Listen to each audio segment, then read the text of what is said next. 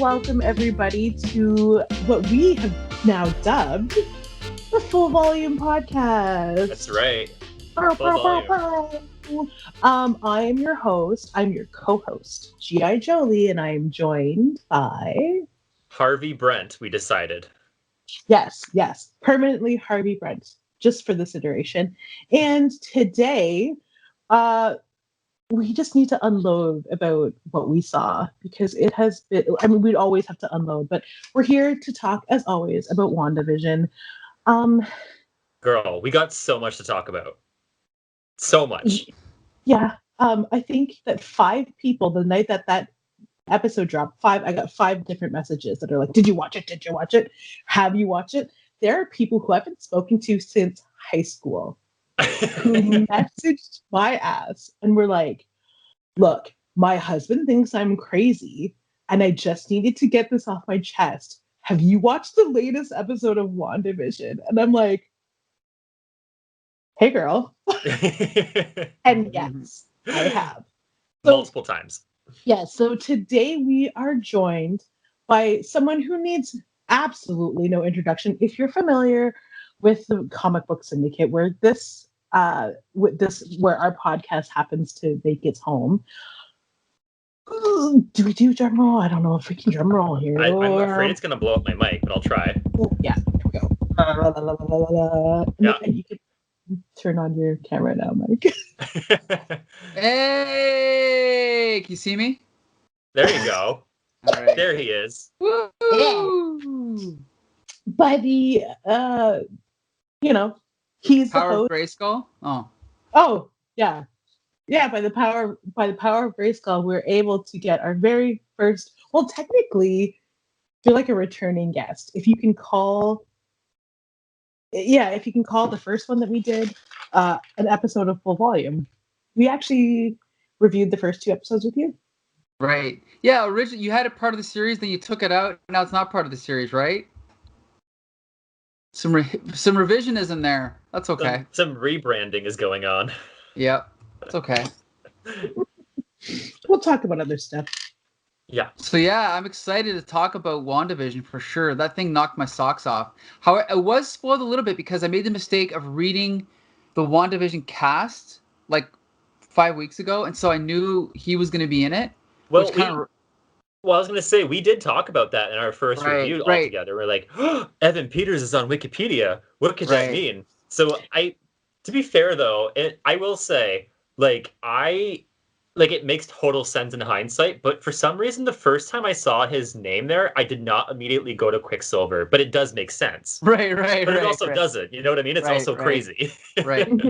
Yeah, and I think that we had discussed like the potential, or what we had heard was potentially going to be his role, like, oh, he was just going to be an agent of S.W.O.R.D., and they were using it. People speculated that it was a ploy to keep us all unaware that like Aaron Johnson was going to be back in the role of Quicksilver.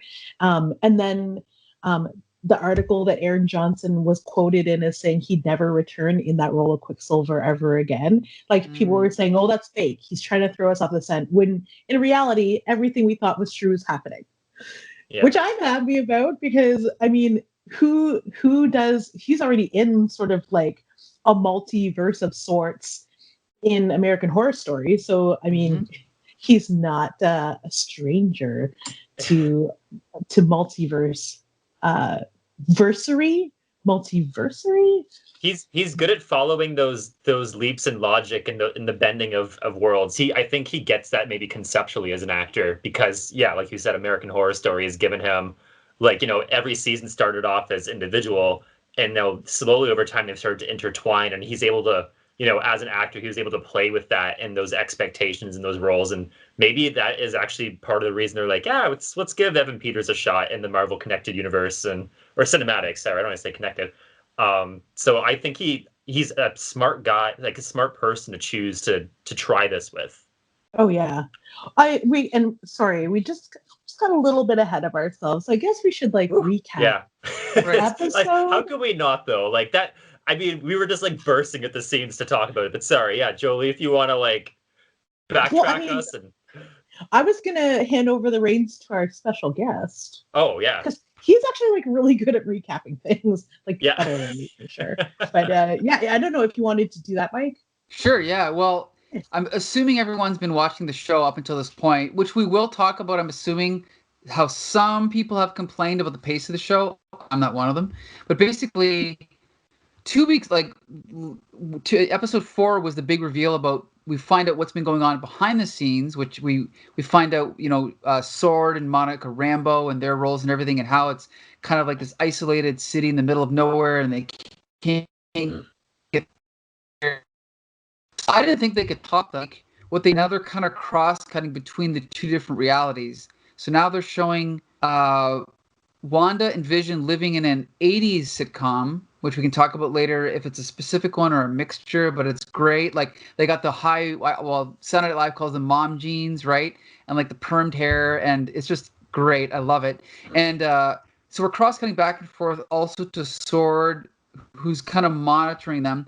And every episode there's been little hints of glimpses into the outside world that are showing us something weird's going on. But in this one, the Vision goes to work and he's having a conversation with one of his coworkers, and then through looking at his computer, he sees some kind of attempted communication from the outside world. So then he kind of, uses his abilities to like scan the mind of his coworker, and he realizes he kind of like removes this sort of mind control, and the coworker is like freaking out, basically saying that Wanda is controlling his mind and help me, blah, blah, blah. And then he just puts him back to the way he was and then lets the guy go on his day. Then Vision ends up going back home and confronts Wanda about what's going on, and basically reveals that he knows what's going on. Something's weird. Something's not normal. We also find out that he could be acting different from previous episodes because somewhere in the course of these episodes, Wanda has broken into whatever Sword or Shield facility and stolen the Vision's dead body, because Vision was killed in Avengers 4 or 3. 3, yeah. 3. And so then basically Vision's trying to get the truth out of Wanda, and she gives one revelation, which is she's not actually doing all this. This was already here. She's manipulating it, but it's not all her creation, which is one twist. Then there's these hints of things happening that are outside of her control. And then the final, I think there might be a few lead-ups to it. And then basically the doorbell rings. And she's like, that's not me. So right away you're like, oh, who's going to be at the door? So then we cut to the door. The door opens up. We see the back of the person's head. We see the silver hair. So we're thinking, oh, well, it's got to be Quicksilver. And then it cuts to Kat Denning and Jimmy Woo, whoever they are, watching on the TV. We cut back. It is Quicksilver, but it's not, what's his name, Aaron Taylor. Yeah. It's Evan Peters. Evan Peters. Yeah. The Quicksilver from the X-Men movies, which is a completely different continuity, which, yeah, I mean, even though I kind of saw it coming, it still blew me away. It was just awesome. Like, what an ending, right? And that's basically where we are now. And the entire internet broke, I think. Well, yeah, they called it the $71.3 billion crossover, because I believe 71.3 billion was the gross of Fox. Like Fox, I don't think the X-Men franchise, but Fox Films in general, for like, okay, or like there was a cost of purchasing Fox. I think maybe it was 71.3. So they called it the $71.3 billion crossover, and it's like, this could mean absolutely nothing. This could just be like a little hint to the fans, a little wink, or this could crack open so much more. This is like Star Wars overlapping with Star Trek, possibly. Like, you know what I mean? Like, it's just that level of, right. It's crazy. Yeah. If they wanted to, they could acknowledge the continuity of the X-Men films, and which, by the way, I was talking to Jolie about it too. I'm like, introducing Evan Peters as Quicksilver, does that basically mean that the entire Fox universe was basically an illusion or a fever dream? Because that would be hilarious. or they could actually, make it a legit multiverse, possibility. I could see them going either way. Mm-hmm. Like, for me, and it's because of the name of the Doctor Strange film that's happening, and all of the, like, I guess I should say it, multiverse of madness. It makes sense. It explains also why there have been all these strange casting announcements. Not even strange, just really exciting.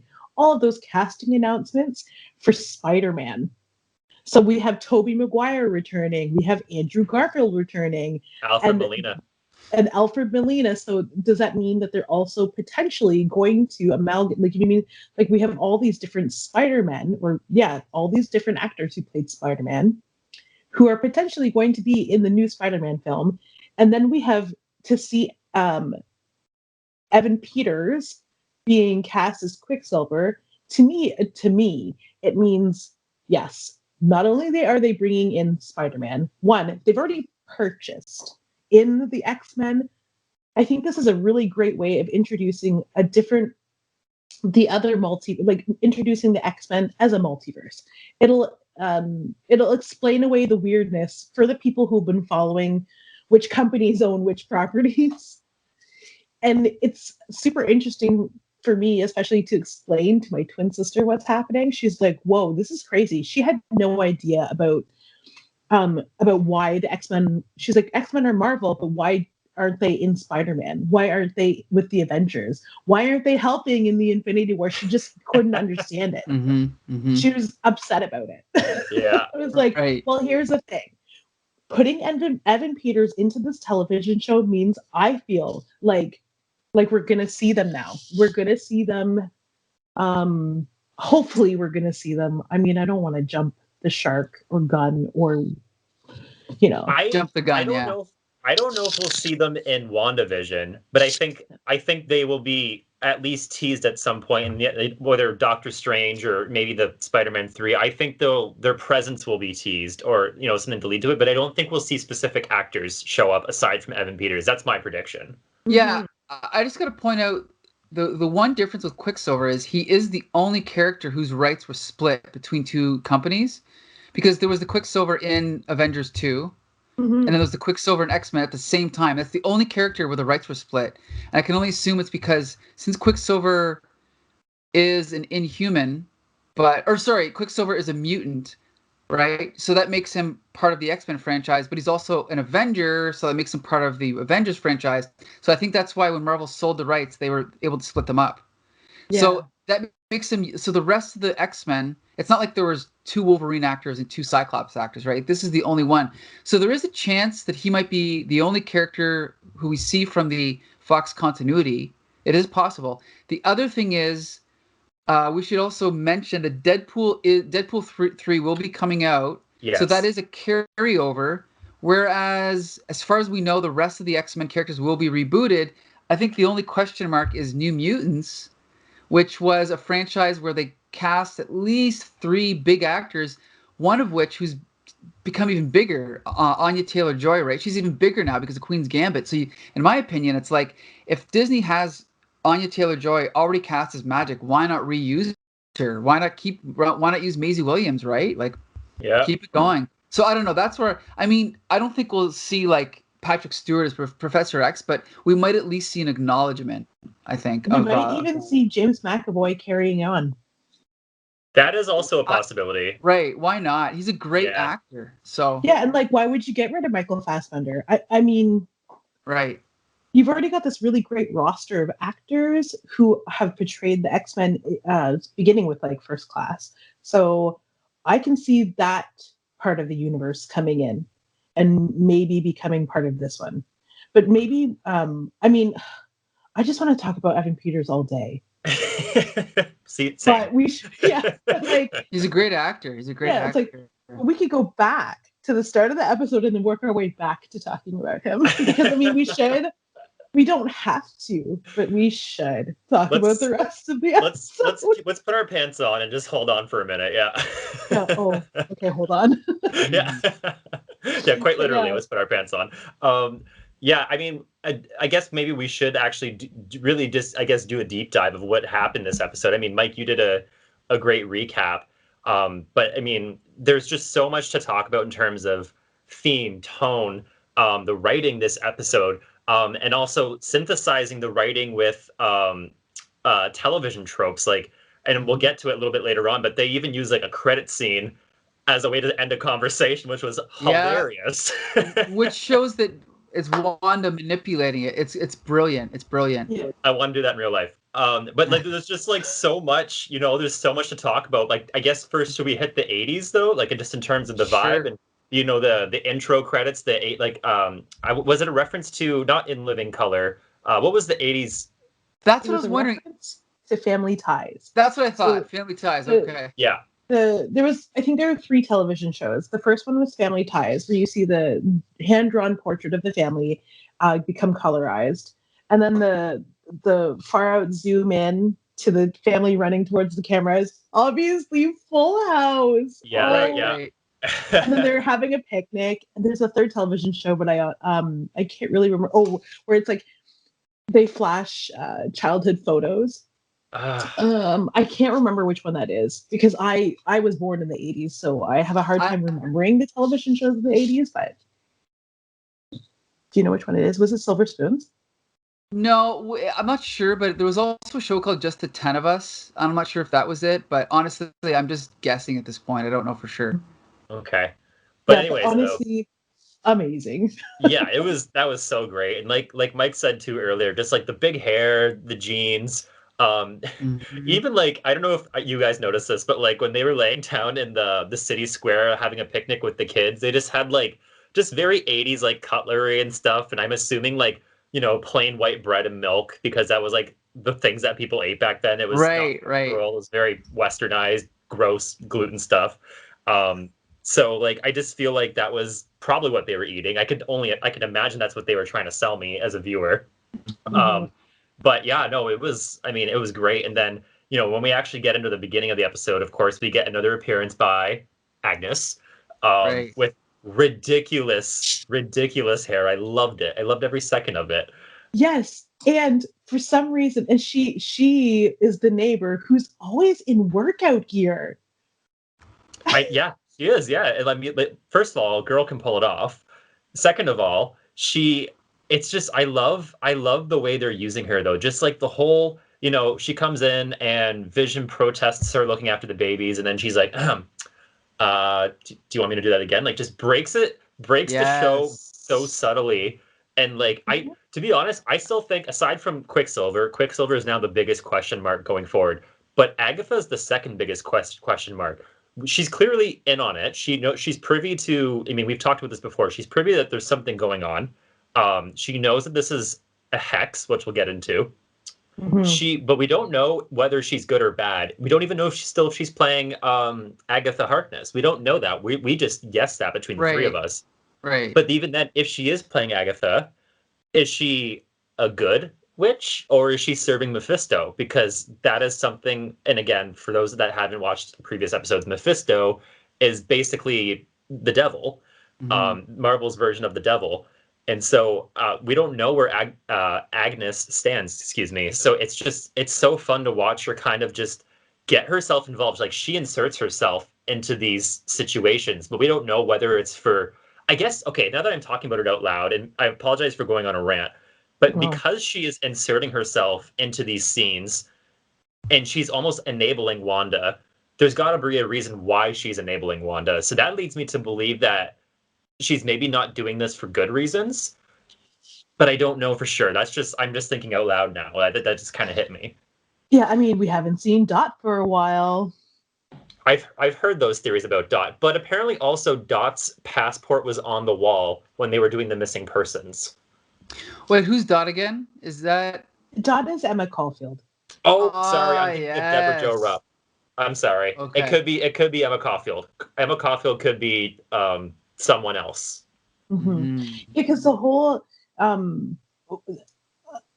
until now, and since the last episode, we have been made to believe that Wanda. Now we think that Wanda is behind it all.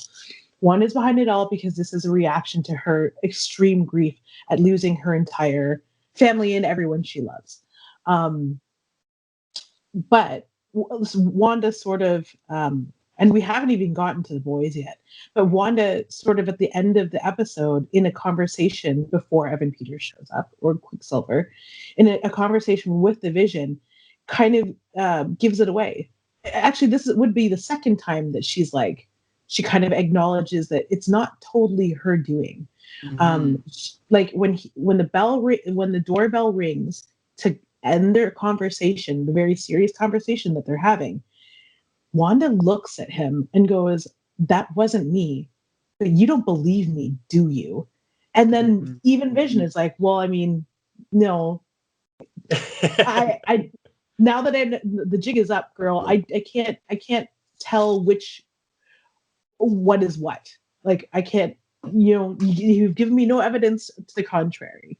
Yeah. So, and I would say the first time you see it, for me at least, was when she created. So in this episode, the boy, they have the twins. They're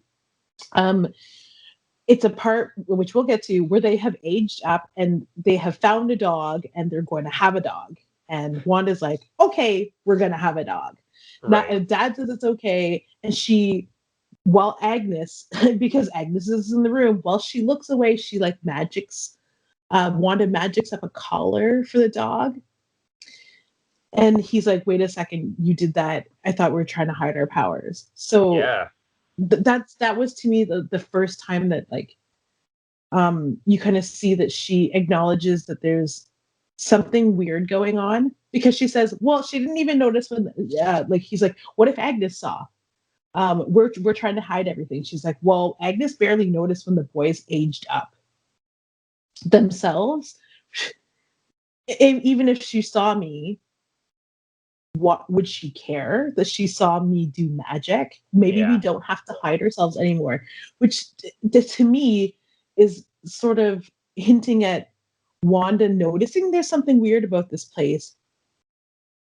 But you know what I mean? She's like, "We do have to hide ourselves. This is kind of the perfect place for us to create a family." But she's slowly not like she's revealing herself slowly, which which is and I feel like I'm explaining this incorrectly or like poorly. Do you get what I'm saying though? Like she witnessed somebody witnessing their magic and that person said nothing. And she's like, "Oh, okay, I guess we can push our luck a little more in whatever world we live." Even if you go back to the first episode, right? Within the sitcom parody, the first thing I think that took you out of it or took them out of it was when the boss was choking. You remember?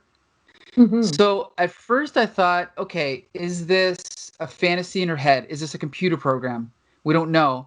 But then when someone's choking and she's concerned about it and she's freaking out and it breaks the style of the show, I think that's a hint that, again, something's going on that's beyond her control. So that was the first hint of that, right? So this actually follows that.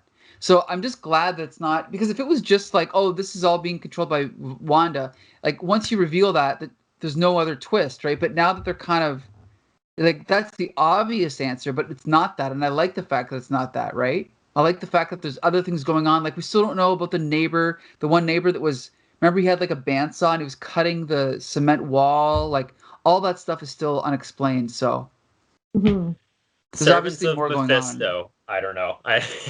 And you know what's cool about Mephisto is he has been used in a movie. It just happened to be Ghost Rider.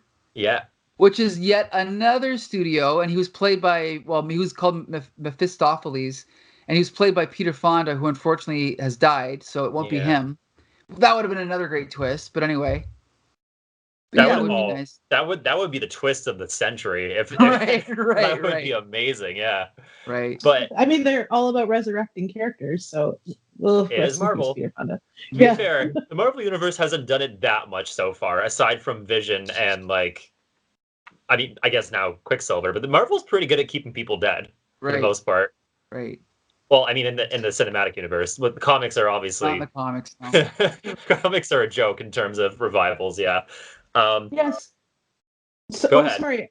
No, go ahead. Say the scene where you see Wanda. So it divulged to us that Wanda, in like one of those like little briefings that they're having in their military compound of S.W.O.R.D., we're told that, or we actually see Wanda stealing the body of Vision. Right. After the events of Civil War. And in the last episode, we were talking about how that was leaked or it was cut from one of the films as an end credit scene. Really? Yeah. I had watched like a fan YouTube video also talking about the show, and they had mentioned that, and I found it really interesting. And I tried to go look for it, obviously ran out of time. I thought it was really unique that they. I thought it was weird that someone had mentioned it from before, and I was like, was it really cut footage, or like I don't know. Like also just I'm gonna cut all this, but like just the thought of them resurrecting characters. Like how? Yeah, I Like that's the anomaly to me that I can't explain away with a history of comics knowledge. That's the way that we've been able to resurrect the Vision for this television show. So what I'm wondering is maybe Wanda thinks she resurrected Vision, but maybe it's really Mephisto. Well, I guess the other thing to keep in mind is that the Vision is an android. He is a synthezoid, yeah. Synthezoid, so it's easier to resurrect him than a living organism, but... I did actually give that explanation to myself as I saw that scene play out about Wanda taking his body. I'm like, oh, it's a synthezoid. Of course she could.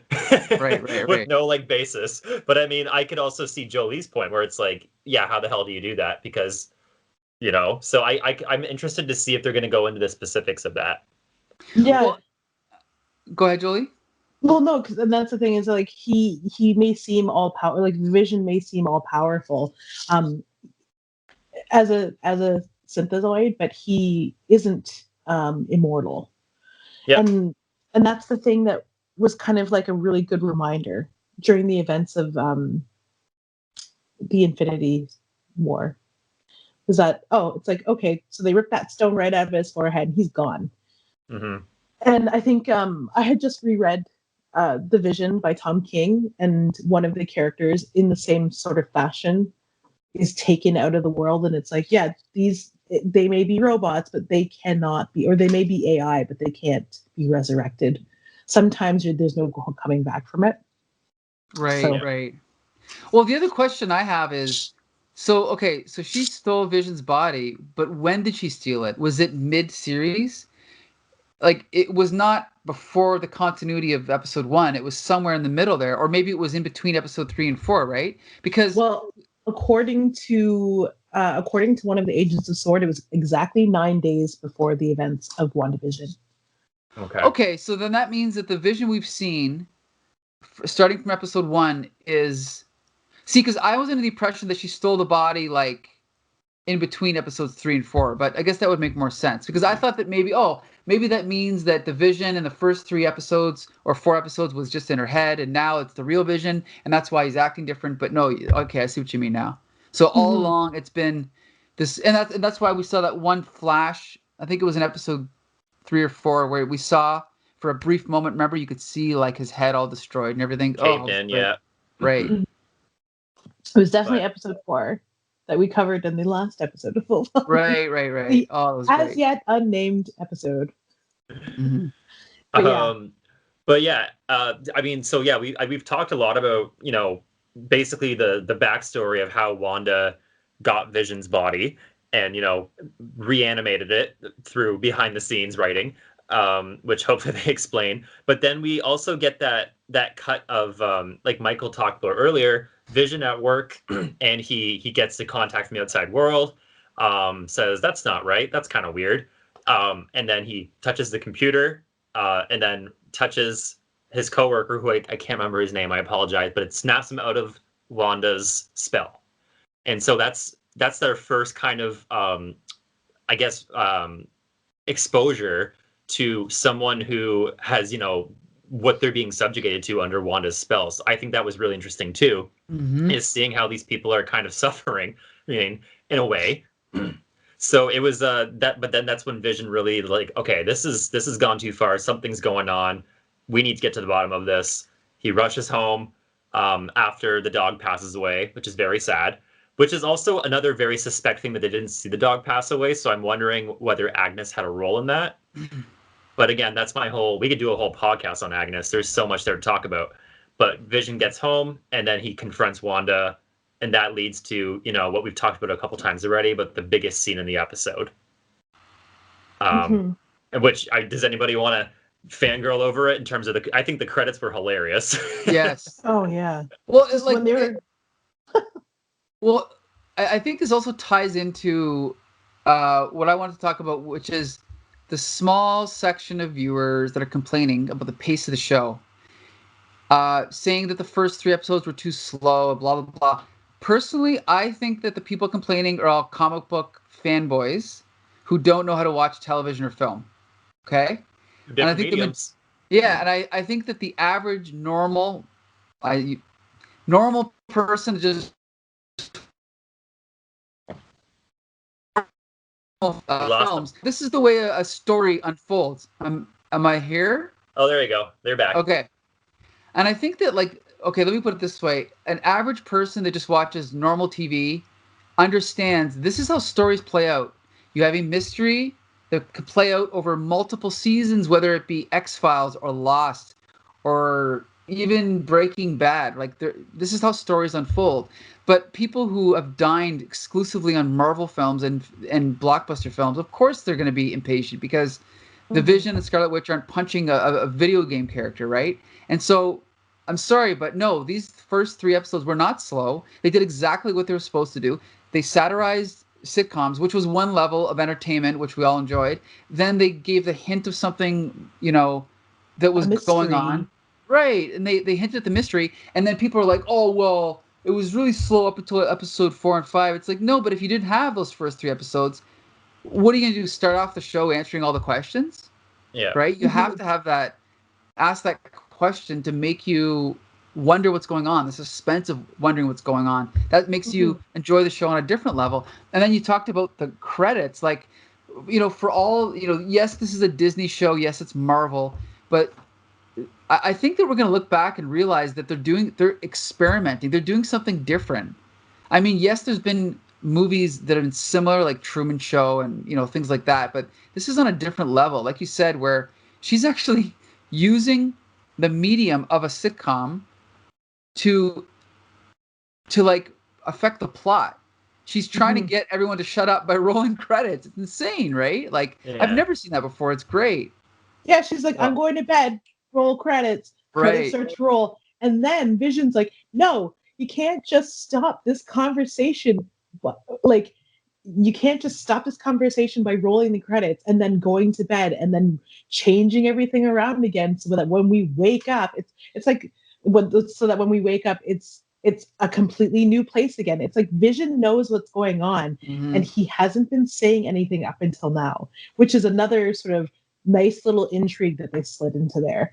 We're like going on that one point that you said that we're going to look over like 20 years from now when people look at the entire cinematic universe, they're going to see standouts. And this show is going to be a standout because of their youth, because of the writing, because of the experimental nature of it. And I loved how the release format was true to like weekly television. Right. It remains true to weekly television. They said that they were going to give us episodes 5 and 6. They're like, nah, never mind. Just 5 then. Like, like really? Okay. Good. Yeah, I had read that we were going to get 5 and 6 on Friday because things had been leaked. I did see there was a bunch of stuff about leaks. I did see that there was like somebody did actually leak the Evan Peters reveal. So there was a lot about that. So I did read actually something similar to you, Jolie, about them just kind of being like, oh, okay, do 5 and 6 together, but it didn't happen that way. And I'm glad it didn't because I am even more so on the edge of my seat. I'm like, what the heck is going on? Yeah, I love sitting down on a Thursday night, Friday night, and knowing that there's going to be a new episode of something that I love on, and that I didn't just consume it in one whole day last week. Yeah, like let's be clear. If they, sorry, go ahead, Jolie. No, I was just going to make a point about television, the format of television, or the release schedule. Like the weekly format of television worked for what, 70 years, and now people are like, oh, they should dump it all at once.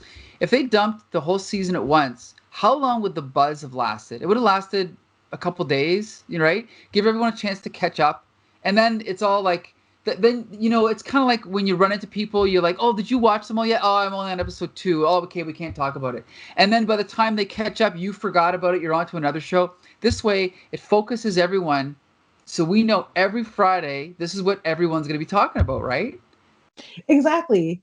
And it spreads it out, and every Friday I now have my designated date with Evan Peters. Like that's right. Yeah, he's welcome my boyfriend. to my. He doesn't know it, but yeah. Welcome to my multiverse, sir. Yeah. My multiverse of boyfriends, Evan Peters. Yeah, in this corner, in the Netflix universe, we have Henry Cavill building a computer, and also in that Witcher wig. Yeah. I don't know. I didn't think I'd like long white hair and like sort of like a wizardly mage look, but okay, I'm into it. These fair colored wigs are working great on men, just like Evan Peters. Like the gray hair, I don't hate it. Yeah. Do not hate. Do you know what's really funny too? So it kind of goes off of what Mike was saying about the whole weekly thing. Now we have something to be excited about. Television is what brought me and Brent together. That's true. Every Sunday, we would watch The Walking Dead until we eventually took our relationship outside of the living room and into the bar. And into the bar. Yeah. And into the bar. And onto the dance floor. Yeah. Yeah, like we watched that. I don't think we watched Game of Thrones together. No. We watched it with Mike a little bit. Later we did, yeah. Then I moved away. Oh, yes. Even Harry, yeah. Yeah. And you know what? Again, people look down on television, or they always have, but I mean, it's the same thing as a weekly radio show or a Saturday matinee or like this whole idea, or even a soap opera, right? Like there is an art form to telling a story and to keep you guessing and to have cliffhangers. And, even me, I'm very critical of Marvel movies. I don't think they're great, but if you can get half the country talking about a TV show because of the mystery that you're unraveling, I mean, they're doing a good job, right? I don't know. Mm-hmm. I'm just really impressed with the show. I'm really liking it. Absolutely. I gotta point out one other thing too. I'm just gonna share my screen quickly. Okay, let me know when you guys can see this. Wait, can you see it? Okay, can you see that? You see Evan Peters? Yes. When that photo was released, I was like, oh, this movie's gonna be crap. Remember? It was X-Men Days of Future Past. Sure enough, yeah. I was wrong. I fully confess I was wrong because I didn't know Evan Peters because I had not watched American Horror Story yet. Yeah. And I didn't know the genius of Evan Peters. But he is a genius, let's be clear. And so anyway. So let's talk about, I mean, we only had about 20 seconds to go off of at the end, but let's talk about what we saw. He came with the Eurovision accent, like a Romanian trying to act like an American, which was hilarious. And like the two lines he had, but it was very obvious. He's trying to be an American, but he's, Sokovian. Sorry, I said Romanian. Let's keep it in, in canon here. He has a Sokovian accent, but trying to be like an American person because that's probably what would have happened in the 80s, So But really quickly, the X-Men Quicksilver was not... Correct. He had an American accent. Right. Yeah, but I think that's part of the genius of WandaVision. I think there's a nuance here of, because now he's in the Marvel universe and the old Quicksilver had a Sokovian accent, this Quicksilver must. I think they're going to address that for sure, I think, in upcoming episodes. Sure. And so also he had the typical Euro style. He had like that choker. It was great. I think he did a great job. Yeah, and like a cute little nod to the Fonz, and maybe Melky Bartakamus. Yeah, there you go. I've come from far away, and like and that's the thing is that, remember when the two twins are asking Wanda if she has any brothers or sisters, and she says, "Well, I have a brother, but he lives far away now." It's like, wait. So, and that's the thing is that, like, I don't know who to trust at this point. Did she cook him up? Did Mephisto cook him up? Like, I don't know. It's such an intrigue, and I can't wait. I can't wait till next week. Like, it's crazy. Yeah. I'm just looking at the photos online of his outfit from the end of the episode. Yeah, that was great. Mhm. What were his lines again? They were just kind of throwaway lines, but they were great. Yeah, he's like, "Hey, can't a long lost brother get a hug?" Oh Yeah. yeah. It's And just and let's just talk about our own personal reactions. I texted Brent and was like, "Oh my god!" I had the strangest involuntary reaction to seeing Evan Peters. I burst into tears, like, boom, tears, yeah. No, sobbing, he's uncontrollable. it was so like I think we just at that moment like we were just processing just the amount of possibilities that this appearance brings us, right, as viewers. Like you could do now just so much. You know, you can bring in all of a sudden the lore of 10 Fox X-Men movies and you can comment on them, you know? So it's just really like it's a pre-explosion to the, you know, explosion we're going to see in the multiverse, Doctor Strange's multiverse. But like it's really just opened things up. So that's what got me like just I processed so much in my head in like 10 seconds. I'm like, oh my god, it means this. It means this. It could mean this. Like it just blew up my like I felt like a kid again, you know? Like it's just one of those things where it's like your fantasy and your imagination really take over. Mhm. Sure. And you know, the thing is, we should also quickly point out that DC and Marvel both have movies coming that are going to deal with multiverses, right? Like we have Doctor Strange, which what's the title of the movie? Doctor Strange and the Multiverse of Madness. Okay, so we know that's going to deal with the multiverse. Then we know that's going to set up the next Spider-Man movie, which we already know. Apparently, Tobey Maguire and Tom Holland are both going to be in it. Mhm. Apparently, Billy, what's his name? Jamie Foxx, Electro is going to be in it. So that's addressing that. And I'm sorry, I love DC, but DC always gets beaten to the punch because DC, first of all, invented the concept of the multiverse. And here they're like, oh yeah, we're gonna have Michael Keaton as Batman, and they've been trumped twice now. You know what I mean? It's like by the time it gets to that, it's gonna be played out. You know, the whole Well, trope. they've hitched their cart to Zack Snyder for some reason, so I don't know why they don't equate that to their just Failure. yeah, to their failure. Just ditch him, for crying out loud. Well, and we thought we were rid of him, and now it's like, oh, now we're gonna have the 4-hour Justice League cut. But it's funny because I like how the Justice League, the new director's cut, has gone from it's gonna be a 10 episode miniseries to actually it's just gonna be a 4-hour movie, and it's gonna be this, it's gonna have this, it's gonna have all these new actors. Actually, no, we cut the budget, and it's basically just gonna be probably gonna be a piece of crap no one's gonna watch, but we'll still With like probably 4 review it. additional minutes of footage, yeah. Right, exactly. Yeah, I and post credit sequence. There you go. That's it. yeah, and it's like the bean counters will hooray for HBO Max when they've gotten their subscribers, and everyone the next day on the internet will have complained about how they loathe DC now. So, I mean, honestly, I it's like I how I view the Wonder Woman movies is like she's trying to break free from this weird, like Terrible universe. this terrible universe because she's like, well, my movies are fine. Bye. Right. Oh, Like, okay. just put Patty Jenkins in the helm. Anyway, back I to was Evan gonna say, Peters. well, I was gonna say predictions for going forward. What do you think this Evan Peters cameo means? Let's give hard predictions of what we think this storytelling device is going to yield. Okay, Michael first. Okay. I don't necessarily think, honestly, I don't think it's a multiverse thing. It could be because we know it's coming. It might tie into that. I think it's more of the idea that because this is a simulation or a spell, it's more tied in with that. The fact that we could find out that either Evan Peters is just a projection in her mind, although the fact that she's not controlling it means it can't be. So it's maybe a projection in someone else's mind. But I personally, my guess is it's not a multiverse thing. It's something else. But that's my guess. Okay. I'll go second. Yeah. I disagree, and I think it is a multiverse thing.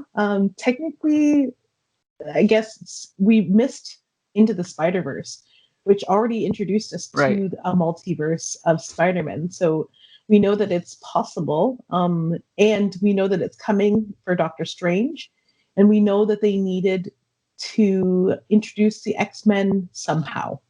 So I feel like it is a way to get that roster of characters from First Class on into what is in existence and potentially introduce more things that happened in the past. But that is what I believe. I don't. I'm like right down the middle between you two because I would be shocked if they used WandaVision as an opportunity to bring in this entire cast of characters, like this entire franchise. That's what kind of like throws me off a little bit. But at the same time, it's like, again, why use Evan Peters? Like, why? Like, you could have used Aaron Taylor Johnson. True. I mean, he says no, but if you throw enough money at anyone, they're gonna say yes. You know what I mean? So it's like, why did they choose him? So there's clearly, I don't know. I don't know. I could see him being a manifestation. I could see him being a tool of someone manipulating Wanda. So I could see him being nefarious, but at the same time, it's like, again, why use Evan Peters? So I'm like right down the middle from the two of you, and I don't know which way it's gonna go. I just don't want him to be Mephisto. I've seen that. I've seen that be a theory, though. Yeah. Yeah. So I don't know. I think the one thing I gotta say, I don't know about you guys, but I know that, for example, when we reviewed Star Wars: The Last Jedi, we have a certain co-host on Comic Book Syndicate whom we won't mention by name, but she thought she had all these theories about Kylo Ren and blah blah blah and Rey. And the one thing I said is, okay, no matter what you think and no matter what I think, let's both hope that whatever they come up with is not what we guess. Because I think she was under the impression that she wanted her theories to be true. I'm like, no, I don't want my theories to be true. I want the writers to come up with something that I don't expect, right? Yeah. So I think that so far we've been in safe hands. So I think you're right, Brent, in the way it's like it's probably somewhere in the middle where it can't be exactly what we're thinking, or else it'd be too obvious, right? Yeah. I don't know. This is like I haven't been this like. No, I want to say bothered, but I haven't been like this immersed in a plot device in a long time in any show, not just MCU related. Like this is really picking at me. I'm like, what the heck is going on? That's great. Right. That means I'm engaged. Exactly. Yeah, and I've never watched, so like I usually watch things really passively while I do other things. In this, I am mad if other people are in the room. Yeah. And I gotta say one other thing. I love the fact that it's only a half hour long. I expect that to change, though. I expect future episodes to be longer to go along with our decadal transformation of TV shows, how TV shows have become longer. I expect like the last 2 episodes to be long. Oh, do you know what? That would be really cool. As if it culminated in like a police procedural 45 minutes to an hour show. A Game of Thrones style, yeah. Well, the thing is, they've all been sitcoms. So the way I see it is, if they go 90s, I predict Seinfeld or Friends type of a satirization. If they go to 2000s, I mean, sitcoms, I mean, TV's changed so much, but like, what would you do for the 2000s? Like, Arrested Development? Yeah, or like The Office. It wouldn't be like a typical sitcom because they almost don't exist anymore. There'd be no laugh track. How I Met Your Mother. It would be a live studio audience. Or like Big Bang Theory, unfortunately. I don't like, but yeah. Well, that's why I threw out How I Met Your Mother. Big Bang was the last thing I said, and I immediately regretted it when it fell out of my mouth. So, because I anyway, hot garbage. Mm-hmm. But yeah, so I am, like I said, I mean, you can disrespect genre entertainment all you want and disrespect Marvel, which I do. I disrespect Marvel movies, but I'm telling you again, there is an art form to telling a story, and like you said, Brent, all of us are so wrapped up in the story. That's how you tell a story, right? Like you unravel a mystery, you have twists, you have turns, and it's just great. I'm loving this show. They done good. Yeah, and I don't think. I mean, I am looking forward to like Loki. And not so much Falcon and Winter Soldier, but I can't imagine them topping this, but we'll see. I agree with you. I think this one is actually the most interesting of the TV show properties that are upcoming. I almost wish they held off on this one till they aired Falcon and Winter Soldier and Loki, but I think WandaVision is like conceptually the most interesting. Right. And it is a good way. You're right. It's almost like they're starting at the top, but it's a great way to launch it because at first I was like, oh, here we go. They're just going to milk it. They're going to launch 5 shows. But now that I've seen this, I'm like, oh my God, they're actually putting some effort into it, you know? Yeah, Totally. this show was robbed of an Emmy nomination. Unless they wait till next year. I don't know. So. Yeah. Yeah, because technically didn't it start in January? So maybe the cutoff is like December 31st or something. I don't know. Oh, that's very possible. Mm-hmm. I'm not sure how those things run themselves. I just know that the seasons happen. Right. So can we? I do eventually. Just so everyone knows at home, I do have an anti-Super Bowl party that I have to get started soon. But before I go, can we what? He cut off right at the worst time. There you are. Oh, can we talk about Elizabeth Olsen and how great her acting is? Floor is yours. Continue to, yeah.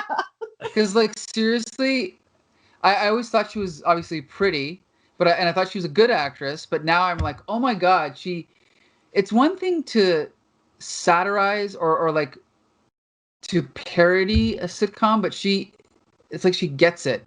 She's got the voice, she's got the intonation, the pacing, and she can do the humor. Like both of them, Paul Bettany, they got the humor down pat. Like it's just really surprising how good they both are, you know? Yeah. It's like when film actors come down from Mount Hollywood and they come down to do television and everyone makes a big deal out of it and they always do phenomenally, like film actors always do crazy well in a television series and they're always like touted for being sort of the you know the reason why they're really really good. This is kind of like what I think the first time I just got hit over and over the head with it was like when Nicole Kidman did Big Little Lies, and it was like, okay. I have not seen that, but I've heard it's good. Yeah, it is. Yeah. So again, we covered it the last time. I think Brent had said it. I lost my thought.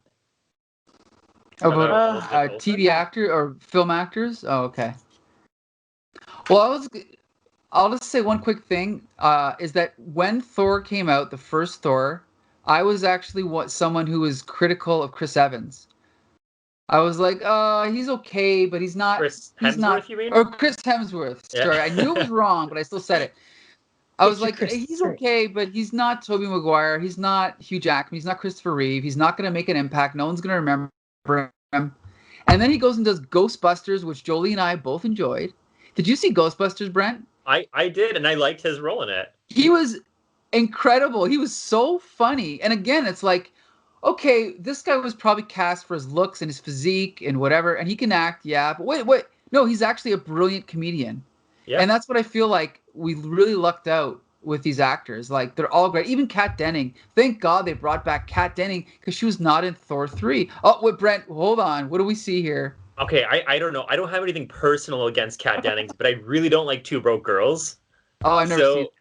Oh, I don't know. It's one of those shows that grate me. But I do like when they bring characters back that have been in the series. I love interconnected media like that. So in that aspect, I am happy she's back. Yeah, like on one hand, you could say it's kind of like Agents of S.H.I.E.L.D., where like, well, we can't afford Sam Jackson, so we'll get the guy who played Agent Coulson. It's probably a little bit of cost cutting, but at the same time, it was one of my favorite parts of Thor 1 and 2. So I'm happy to see her back. And that was the thought that I remembered. We had spoke about how when Agents of S.H.I.E.L.D. first did that, when Marvel started getting into television, everyone was like, this is not going to last. If they can't get those film actors into the television shows, S.H.I.E.L.D. will not last. And I mean, by a miracle, it did. Right. Because there are some people in this world who do like the man who plays Agent Coulson. And I feel like that entire fandom was like the ratings that show needed. Right. Yeah. It's funny too, because didn't they, Agents of S.H.I.E.L.D. it never had Chris Hemsworth, but it did have the woman who played Sif, right? Or Sif? I'm not sure how you pronounce it. Yes. Sif or Sif? Her. I call her Sif. Okay. Yeah, they teased Thor being part of it, and then they introduced her, which is fine. She is an Asgardian. They needed an Asgardian, and then they had Samuel L. Jackson eventually, and they also had Robin Sparkles. What is her name again? Agent Hill. Oh Maria yes, Hill. Maria Hill. Yes, yes, Yeah. yes. Agent Maria Hill. So I mean, they did have some crossover, but I don't feel like they had enough. And I think that the whole intrigue with what happened to Coulson during his time in the Avengers movies, like it wasn't enough to carry that show into what it needed to be until, and that was before the sale of Marvel to Disney, right? Mm-hmm. What Agents of Shield? Yes. Yeah. No. Disney bought.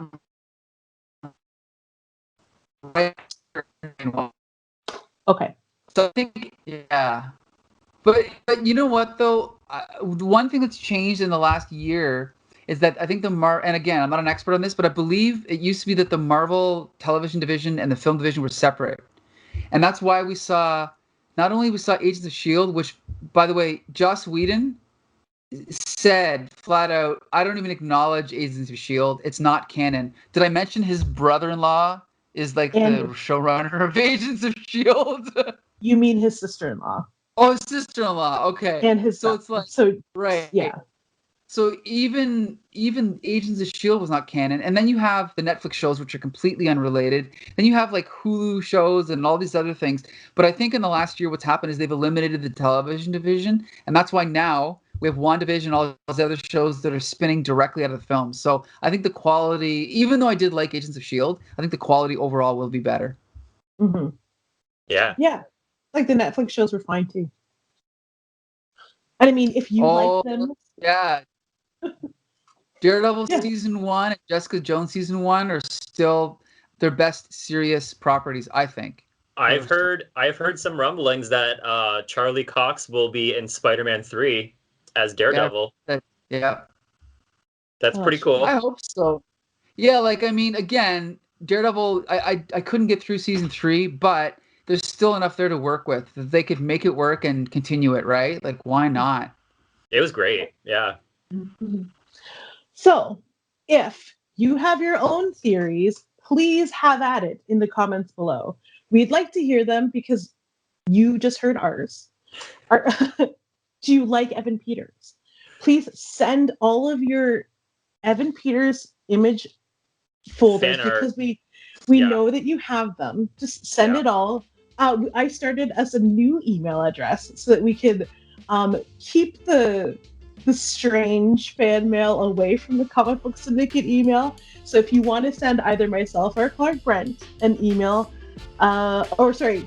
I was going to say, what'd you call me? No. I don't know who she is. It's fullvolumepod@gmail.com. You can follow myself or Brent on Instagram. I'm at G.I. Jolie. I'm at Brent Brent. And you can follow the Comic Book Syndicate at Comic Book Syndicate, or Michael, I'm sure you have Instagram as well. Yeah, it's just _Mike _L _. Oh, E-L. Mike L, yes. Very important person. So you can find us on all social media. Again, I invite you, don't send your hate mail this time. Just send us your best file saves of Evan Peters, because I want to see them. And Brent, high definition preferably. Yeah. Yes. I mean, please don't send. Do you know what? You will be automatically trolled and banned if you send us screenshots from your cell phone. Yeah. Who does that? Anyway, okay, so that has been the 3rd episode. Yep. Thanks, everybody. 4th, of the Full Volume Podcast. See ya! Now with a name. Thank you again to our guest, Michael. I have been G.I. Jolie. Harvey Brent.